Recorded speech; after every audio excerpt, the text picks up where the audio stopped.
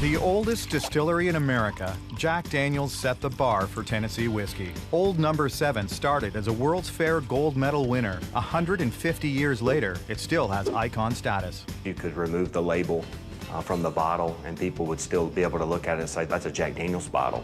This whiskey has long represented free spirits and independence. The Stones drank it proudly, and Frank Sinatra made it his staple beverage.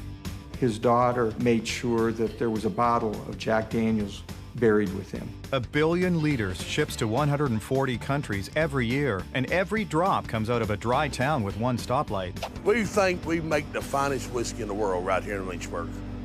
It's hard to believe, but Jack Daniel's is made in a town where it's illegal to sell it. 80 years after Prohibition, Lynchburg, Tennessee is still dry. You can't buy it liquor by the drink on the square here. There's not a bar. There's not a whiskey store here in town.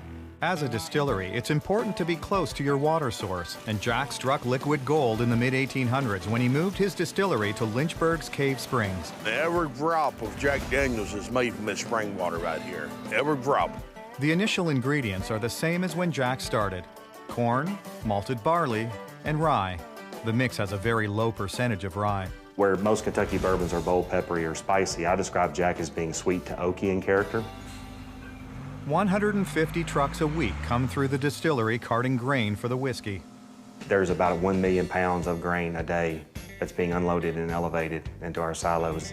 Jack Daniel's is a sour mash whiskey, which means that some of the spent grains from previous batches are used to start fermentation on a new batch. What that means is basically that you recycle some of your distillate. The spent grains are added to the ground corn and cave spring water and cooked in a mash cooker. The mash cookers are basically heating up the grains, cooling them back down, and then setting them into the fermenter. As the temperature cools, rye is added, and then barley malt, along with Jack Daniel's own strain of yeast. The yeast that we use today is the one that we've had since Prohibition. Because yeast decays when it's exposed to air or moisture, Jack Daniel's isn't taking any chances with their yeast. We do keep the yeast cultures, in cryogenic storage as a backup measure. The yeast in the mash will sit in the fermenting tanks for 4 to 6 days. Okay, this fermenter was set approximately 3 hours ago. You can see how this one is starting to actively bubble. After several hours, the yeast really gets rolling, not from heat, but from the yeast acting on the water and grains. It takes each one of those molecules and splits it kind of 50-50 between a CO2 molecule and an ethanol molecule, or whiskey. After the yeast has done its work, a liquid with about a 12% alcohol content is transferred to a copper still for distillation. What you're doing inside a distillation column is just taking advantage of the fact that alcohol will become a vapor. At the right temperature, alcohol will turn to vapor, but the excess water will remain liquid. You want to be hot enough that you can vaporize the alcohol, but not so hot that you're also making steam from the water. The vaporized alcohol is transferred and cooled back into a liquid. This time, the alcohol content is at a full 140 proof. And then all you're going to do is collect that off into your condenser. Next, the condensed whiskey is passed through charcoal, made by burning ricks of sugar maple. It has no taste or smell when burned. What we're using here is 140 proof whiskey. We start in the center.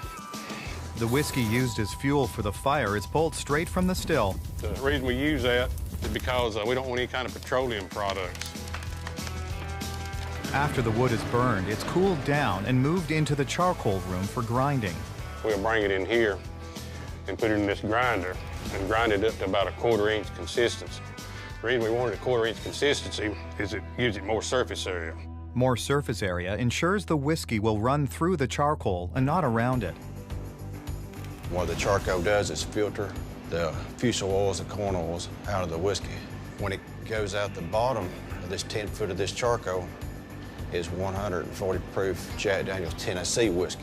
The vats are made of white oak. The charcoal is changed out at least every 6 months. It takes 4 to 5 days before the whiskey for it to go from the top to the bottom. What separates this Tennessee whiskey from bourbon is that bourbon doesn't undergo charcoal mellowing. A bourbon goes from the still to the barrel to the warehouse. Tennessee whiskey goes from the still through the charcoal, the barrel, and then the warehouse. And you know, too, what makes Jack Daniel's so unique too, we do make our own barrels too, Like the vats, the barrels are made of American white oak. They're constructed at a cooperage in Louisville, Kentucky. The barrels are formed from cut and planed wood. The wood is steamed so it's pliable, then it's shaped. Just like bourbon, Jack Daniel's, which is a Tennessee whiskey, must be aged in a new charred white oak barrel. The whiskey's color and a lot of its flavor comes from the barrels themselves. The barrel is a key ingredient in the making of whiskey, and it's why Jack Daniel's makes all of its own barrels. The right char takes about 20 to 25 seconds. Picture a marshmallow at a campfire being held just above the top of a flame. Slowly it starts to turn brown. Slowly the sugar and flavors and the color changes on the surface of the marshmallow. The heads of the barrels are assembled and cut to size. And they're charred as well. Heads are added to the barrels. And then hoops are put on. We have a head hoop, quarter hoop, and a bilge hoop. So each barrel receives 6 hoops, 2 of each of those. Then bung holes are drilled.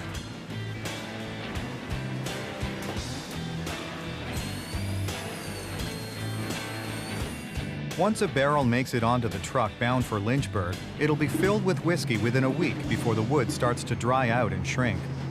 I'm gonna start with this one here. I spot the bung hole up. I took the filler lance in the bung hole and start the whiskey flow. Each barrel holds about 56 gallons, and it takes about a minute to fill.